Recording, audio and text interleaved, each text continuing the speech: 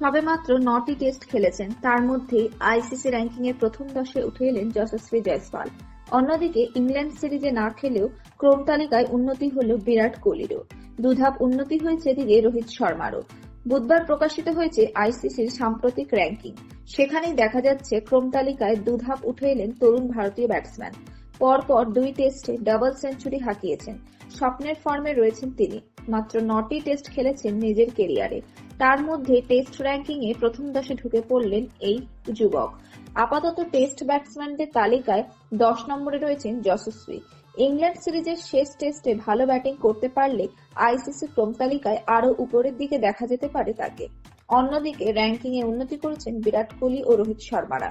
আপাতত বিরাট কোহলি রয়েছেন 8ম স্থানে। পাশাপাশি রাজকোট টেস্টে দুরন্ত শতরানের পুরস্কার পেলেন ভারত অধিনায়ক। ক্রম তালিকায় 2 ধাপ উঠে 11 নম্বরে রয়েছেন হিটম্যান। বোলারদের র্যাঙ্কিংয়ে প্রথম 2-এ রয়েছেন জসপ্রীত বুমরা ও রবিচন্দ্রন অশ্বিন।